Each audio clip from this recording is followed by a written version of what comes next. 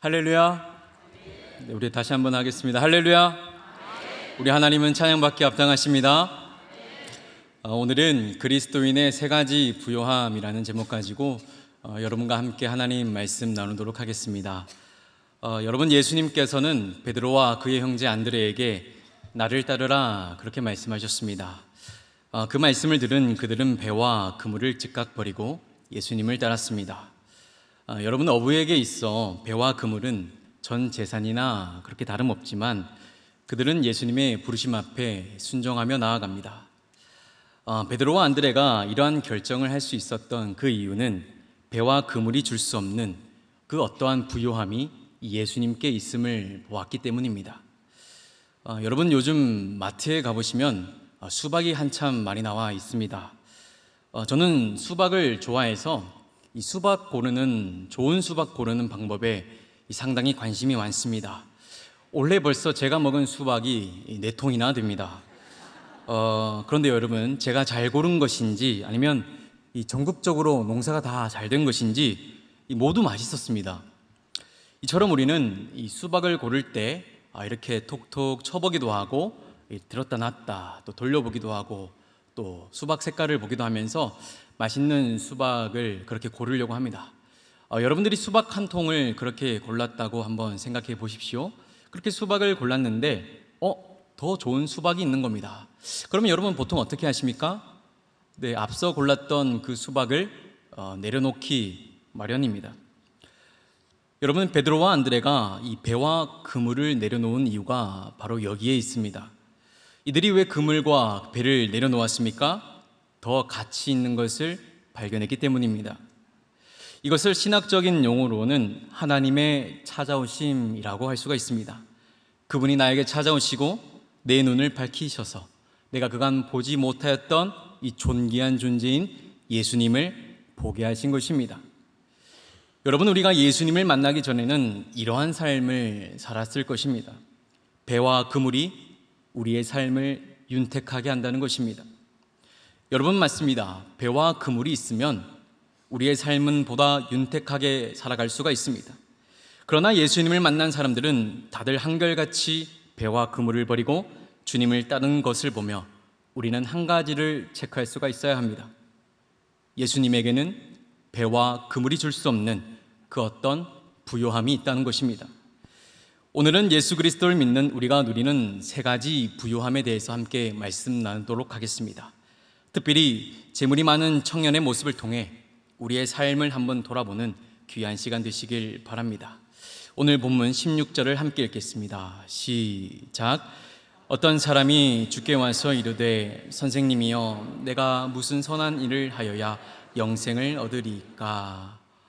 여러분, 첫 번째로 예수님이 나의 주님이 되실 때 우리는 부요함을 누릴 수가 있습니다. 본문을 보시면 어느 한 청년이 예수님을 찾아왔습니다.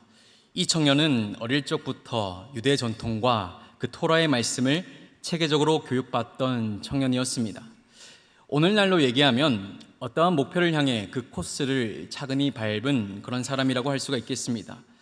또한 그는 배움에서 그치지 않고 그 토라의 모든 가르침을 그 행동으로까지 지키며 살았습니다. 그러한 청년의 모습은 사람들의 박수와 이 존경을 받을 만했습니다. 그리고 자신 스스로도 자기 자신을 칭찬하는 그 자기 자신에 대한 그 자부심이 대단했습니다. 이 청년의 또 한 가지 특징은 재물이 많았다라고 본문은 기록하고 있습니다. 그러기에 이 청년은 어릴 적부터 공부함에 부족함이 없었고 또 지금도 먹고 사는 일을 걱정할 것이 없던 그런 청년이었습니다. 여러분, 그런데 그러한 그가 전혀 걱정 없던 그가 웬일인지 누구를 찾아옵니까? 바로 예수 그리스도를 찾아옵니다. 보통의 경우 예수님을 찾아온 사람들은 먹고 사는 문제와 또 자신의 병이 낫기를 바라는 마음으로 찾아온 사람들이 대부분이었습니다. 그런데 부족함 없던 그가 웬일인지 예수님을 찾아온 것입니다. 여러분, 이 청년이 예수님을 찾아온 이유는 다른 수많은 이들과 그 목적이 조금 달랐습니다. 이 청년이 예수님을 찾아온 이유는 그간 자신이 토라의 율법을 철저히 지킨 그 모습들, 그 노력들을 예수님께서 칭찬해 주시면 좋겠다, 그런 마음으로 예수님을 찾아온 것입니다. 본문의 말씀을 보시면 이 청년은 예수님을 향해 주님이라고 부르지 않습니다. 이 청년이 예수님을 향해 무엇이라고 부릅니까? 청년은 예수님을 향해 랍비라고 부릅니다. 여기서 랍비라는 말은 선생님이라는 말입니다. 물론 예수님을 향해 선생님이라고 부를 수가 있습니다. 그러나 청년의 의도는 예수님의 그러한 존재를 그간 자신을 가르쳐준 수많은, 그간 자신에게 여러 과목과 여러 토라의 말씀과 그 율법들을 가르쳐 주신 그 수많은 선생님 중에 한 명으로 예수님을 생각했다라는 것입니다. 그러니 그는 선생님께, 선생님 저 잘 살았지요? 이만하면? 선생님 저 이만하면 배운 대로 잘 실천하고 있지요? 선생님 그렇다고 말씀해 주십시오 라고 그렇게 칭찬받으려고 예수님께 나온 것입니다. 여러분, 이 청년에게 있어 예수님은 아직 자신의 주님이시거나 자신의 영적 구원자가 아니었다라는 것인데, 복음서를 보면 여러분 제자들의 모습도 마찬가지입니다. 제자들도 어느 순간까지는 예수님을 향해 선생님이라고 불렀습니다. 복음서를 자세히 보시면 제자들이 예수님을 수많은 선생님 중에 한 명으로 그렇게 인식하다가 나중에는 이렇게 고백하게 하지요. 하나님의 아들 예수 그리스도, 이렇게 고백하는 모습을 우리는 볼 수가 있습니다. 여러분, 예수님을 향해 나의 주님, 나의 왕으로 인정하는 것과 또 나에게 어떠한 훌륭한 가르침을 주시는 선생님으로 인정하는 것에는 차이가 있습니다. 이것은 우리의 신앙 고백적인 것인데, 예수님을 나의 주님으로 고백하는 사람은 그 예수님의 풍성한 부요함을 누릴 수 있는 자격이 주어지게 된다는 것입니다. 여러분, 제가요 고향을 여러 번 말씀드린 것 같은데요, 저는 경상북도 영주가 고향입니다. 오랜만에 제가 아버지 집에 가면요, 겨울에는 보일러를 더 틉니다.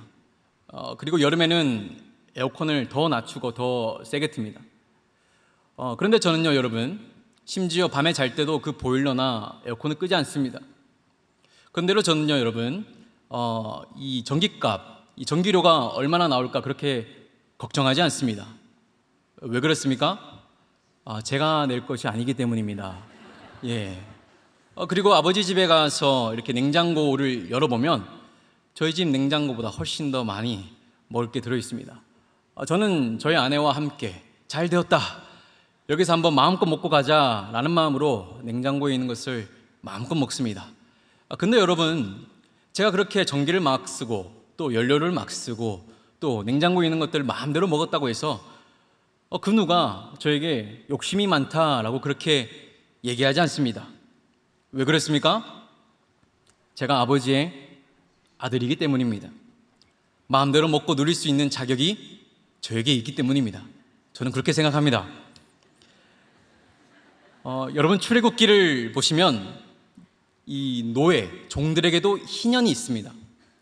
종들도 일정 기간이 지나면 이제 자유인으로 살아가라고 풀어주는 겁니다.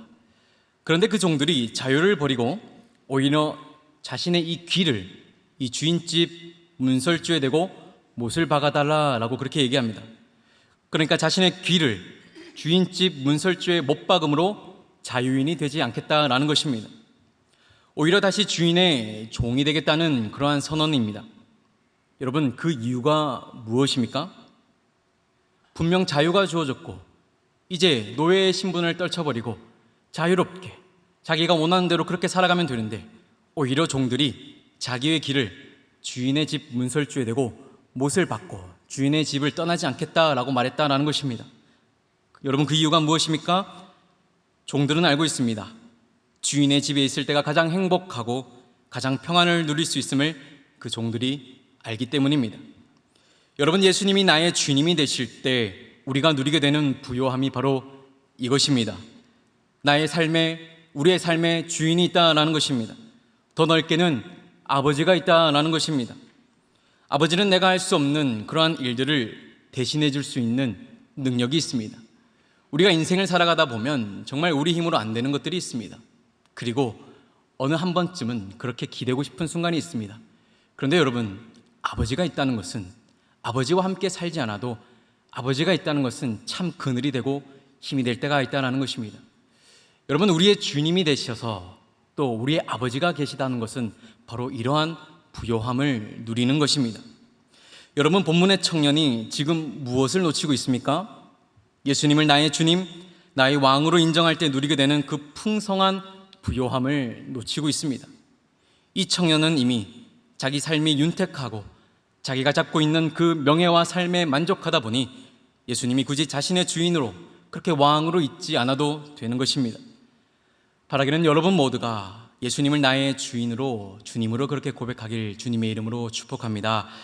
나의 주님이신 예수님에게는 내가 이 땅에서 채울 수 없는 그러한 부요함이 있습니다. 그것은 바로 영생입니다. 청년은 자기 힘으로 그 영생을 얻으려고 했지만 그 영생의 부요함은 예수님을 나의 구주로, 나의 주님으로 인정하는 자에게 주어지는 것입니다. 말씀을 이어갑니다. 오늘 본문 17절 말씀 함께 읽겠습니다. 시작. 예수께서 이르시되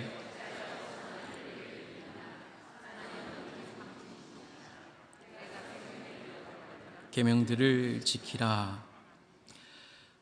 청년은 어떤 선한 일을 행하여야 영생을 얻을 수 있냐고 예수님께 질문드렸습니다. 그러자 예수님은 이러한 동문서답 같은 대답을 하십니다. 예수님은 청년에게 선한 것을 왜 나에게 묻느냐? 선한 이는 하나님 한 분밖에 없다라고 말씀하십니다. 여러분, 예수님의 이 말씀이 무엇이냐면, 너는 나를 생각할 때 그간 너를 가르쳐준 수많은 랍비 중에 한 명으로 보고 있지 않느냐? 네가 나를 수많은 랍비 중 하나로 여기면서 하나님만 주실 수 있는, 구원자만 주실 수 있는 그런 영생의 질문을 나에게 한다면 내가 너의 주님도 아니고 내가 너의 구원자도 아닌데 내가 어찌 하나님의 영역인 그러한 선함을 너에게 얘기할 수 있겠느냐? 그러니 네가 말하는 영생은 나에게 없고 오직 하나님께만 있다는 그러한 말씀인 것입니다. 여러분, 예수님의 의도는 무엇이겠습니까? 그 청년이 많은 사람들 앞에서 창피를 당하는 것이겠습니까? 아니면 그 청년의 길을 확 꺾어주는 것이 예수님의 의도이겠습니까? 여러분, 예수님의 의도는 그 청년이 교만한 자신의 생각을 돌이키고 진정 예수님을 자신의 왕으로, 주님으로 인정하고 진정한 의미에서 부요함을 누리는 것, 이것이 예수님의 의도인 것입니다. 여러분, 우리 예수님은 이러한 분이십니다. 우리는 그분 앞에서 우리 교만을 자복하고 그분을 나의 주님, 구세주로 그렇게 인정해야 됩니다. 그럴 때 우리는 영생을 얻게 됩니다. 내가 이 땅에서 만들어낸 어떠한 부요함이 아니라 하늘에서부터, 아버지로부터 공급받은 하늘의 영원한 생명입니다. 이것이 그리스도인들이 누리는 첫 번째 부요함입니다. 두 번째로, 하나님께 받은 은혜를 나눌 때 우리는 부요해집니다. 오늘 본문 18절에서 19절까지의 말씀 함께 읽겠습니다. 이르되 어느 계명이오리이까? 예수께서 이르시되 살인하지 말라, 간음하지 말라, 도둑질하지 말라, 거짓 증언하지 말라, 내 부모를 공경하라, 내 이웃을 내 자신과 같이 사랑하라 하신 것이니라. 여러분, 당시 유대인들은 하나님께 축복받은 사람들이 부자가 된다라고 그렇게 생각했습니다. 하나님께 복을 받은 자들이 부를 누리고 부 자체가 하나님께 받은 복이라고 그렇게 생각했다라는 겁니다. 그래서 부자들은 사람들에게 존경을 받아왔습니다. 왜냐? 그들이 부를 누리고 있음이 하나님께서 복 주신 사람들이라는 그러한 증거였기 때문입니다. 그런데 여러분, 중요한 것이 있습니다. 하나님께서 자기 백성 삼으신 이 이스라엘은 그 엄격한 레위기 율법에 따라 한 사람이 부를 축적할 수 있는 구조가 아니었습니다.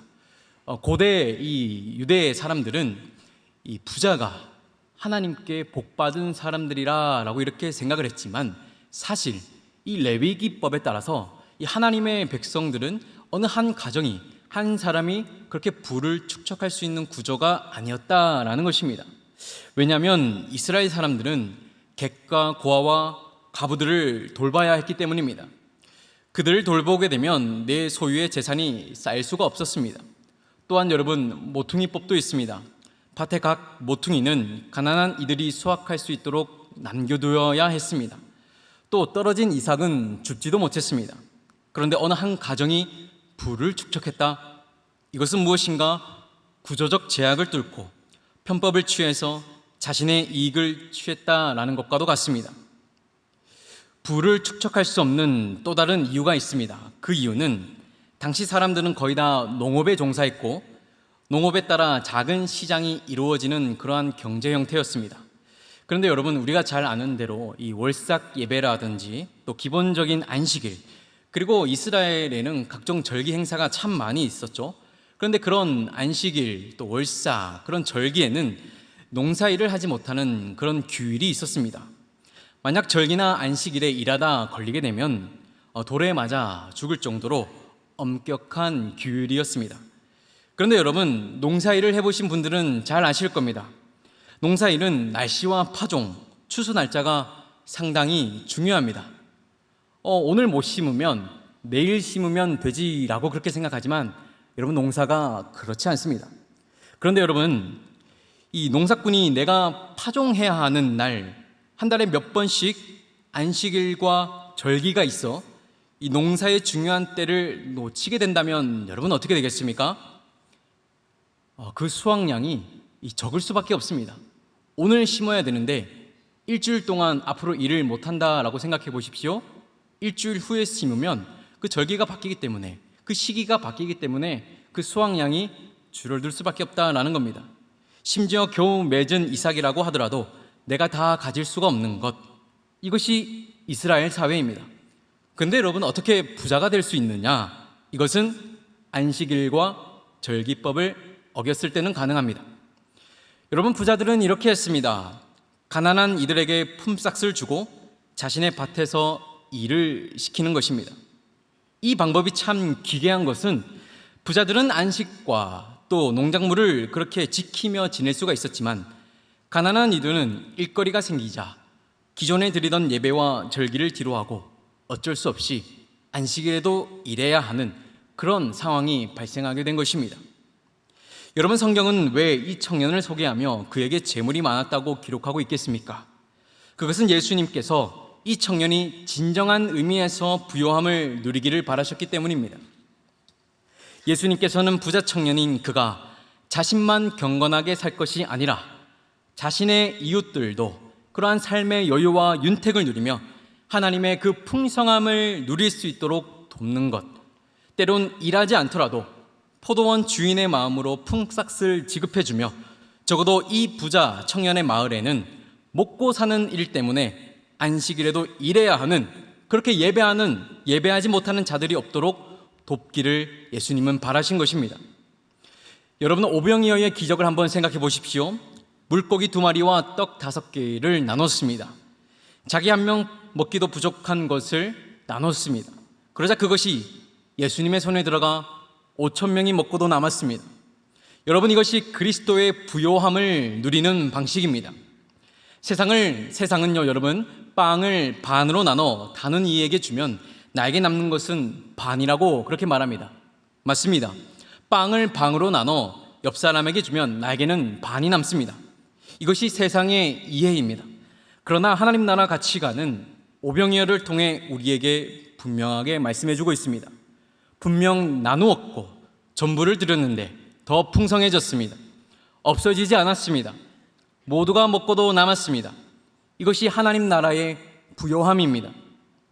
나누었지만 오히려 더 부요해지는 은혜입니다. 바라기는 여러분들의 삶이 받은 은혜를 따라 내 이웃을 위해 나눠주고 희생하는 그런 복된 삶 살아가시기를 주님의 이름으로 축복합니다.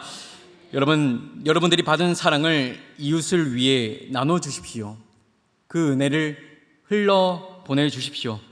특별히 우리 상당의 청년들을 위해 그 믿음의 은혜를 흘려 보내주십시오.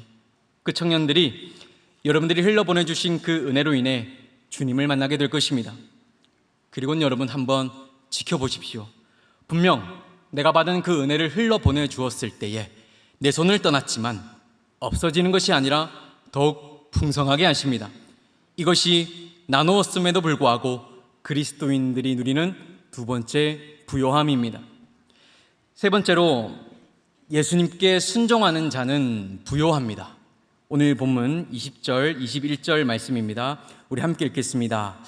그 청년이 이르되 이 모든 것을 내가 지켰사온데 아직도 무엇이 부족하니까?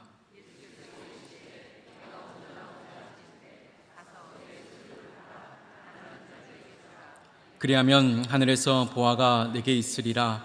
그리고 와서 나를 따르라 하시니. 여러분, 군인이 상관의 명령에 복종하는 이유는 상관이 무서워서가 아닙니다. 여러분, 군생활을 하다 보면 하나도 무섭지 않는 선임들이 있습니다. 그럼에도 후임은 그 선임의 명령을 따릅니다. 왜냐하면 그것은 군인의 정체성과 관련이 있기 때문입니다. 군인은 상관의 명령을 따르는 존재입니다.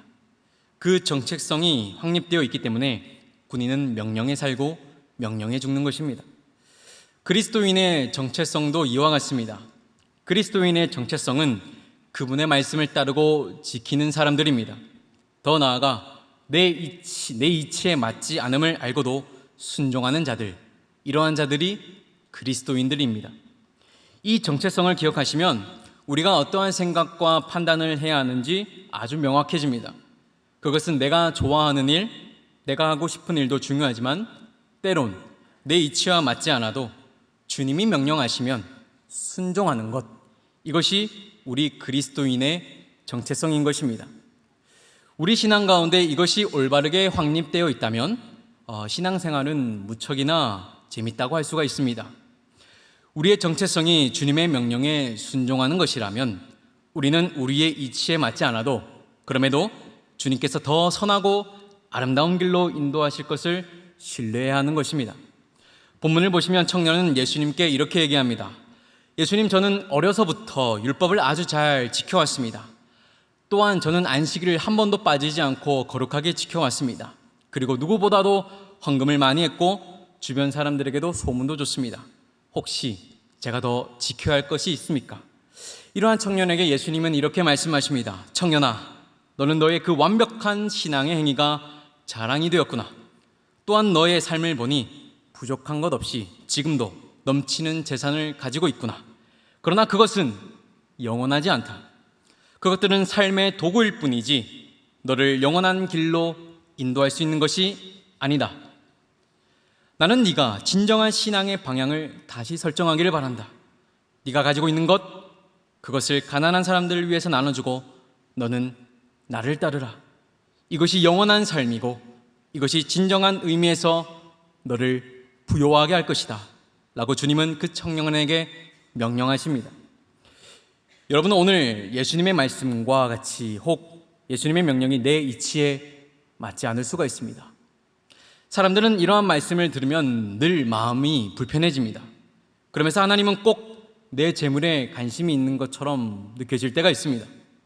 그러나 주님께서 부자 청년에게 이러한 명령을 하신 것은 그의 재물에 관심이 있으시기 때문이 아닙니다. 예수님께서 이 청년에게 이 말씀을 하신 이유는 그 청년이 자신의 신앙생활과 또 가진 재물로 부요함을 누리기보다는 그리스도께 순종하는 삶을 통해 영적인 공급을 받는 삶, 내 이치에 맞지 않아도 순종함을 통하여서 주시는 그 하나님의 은혜를 통해 살아가는 삶, 그 삶이 얼마나 부요한 삶인지 이것을 청년이 깨닫기를 바라시는 마음으로 그에게 말씀하신 것입니다. 사랑하는 성도 여러분, 베드로와 안드레는 어부였습니다. 그들은 예수님의 부르심을 듣고 즉각 배와 그물을 버리고 예수님을 따라갔습니다. 그들이 예수님을 따르지 않고 배와 그물을 가지고 있었다면 그들은 앞으로 먹고 사는 일을 걱정할 필요가 없었을 것입니다. 그러나 예수님은 베드로와 안드레가 그러한 자기 배만 채우는 그러한 인생에 머물며 살기를 원치 않으셨습니다. 마찬가지로 하나님은 우리의 모든 인생이 물고기만 낚는 그러한 인생으로 살아가기를 원치 않으십니다. 하나님은 배와 그물이 줄 수 없는 차원의 부요함을 우리가 누리며 살아가기를 원하십니다. 그 첫 번째는 예수님이 나의 주님이 되실 때 누리는 부요함입니다. 여러분, 내가 내 인생의 부요함을 그렇게 채워가야 한다면 얼마나 힘이 들겠습니까? 또한 내가 만들어낸 그 부요함은 영원하지도 않습니다. 그러나 주님이 나의 왕이 되시면 나는 그분의 영생을 얻습니다. 이것은 없어지지도 않습니다. 배와 그물을 내려놓을 만큼 이것은 가치 있는 것입니다. 바라기는 여러분들의 삶이 예수님을 나의 주님으로 그렇게 인정하고 그분으로부터 영생을 얻는 부요한 삶 되시기를 바랍니다. 두 번째는 내가 깨달은 하나님 나라의 은혜를 그렇게 나눠주는 여러분 되기를 바랍니다. 세상은 뭐라도 나눠주면 절반이 된다고 하지만 하나님 나라의 은혜는 나눌수록 풍성해지는, 그렇게 부요해지는 은혜입니다. 이것이 바로 하나님 나라의 질서입니다. 그러니 여러분들이 받은 사랑과 은혜, 물질 그렇게 나눌 수가 있다면, 그렇게 여러분들이 나눠야겠다고 판단이 되시면 나누십시오. 우리 아버지께서 더욱 나누라고 그렇게 풍성하게 채워주실 줄 믿습니다. 마지막으로 나는 왕의 명령에 순종하는, 그렇게 순종할 때 더욱 부요해지는 존재임을 기억하시기 바랍니다. 때론 내 이치에 맞지 않아도 하나님께서 나에게 명령하시고 또 그렇게 요구하실 때 내 정체성, 나의 정체성은 하나님의 명령에 순종하는 존재임을 기억하시는 우리 상당의 모든 성도님들 되시길 주님의 이름으로 축복합니다. 기도하겠습니다. 살아계신 아버지 하나님, 오늘도 우리에게 귀한 말씀을 허락해 주셔서 감사합니다. 우리 모두의 주님이 되어 주셔서 우리가 세상에 주는 그러한 부요함만으로 살지 않게 하여 주시고 하나님의 그 풍성한 부요함에 살아가게 하여 주시옵소서. 내게 베푸신 그 사랑을 깨달아 내가 받은 그 은혜의 삶을 나만을 위해 살지 않게 하여 주시고 때론 그 믿음의 표현대로 나누며 살아가게 하여 주시옵소서. 살아계신 예수 그리스도의 이름으로 기도드립니다. 아멘.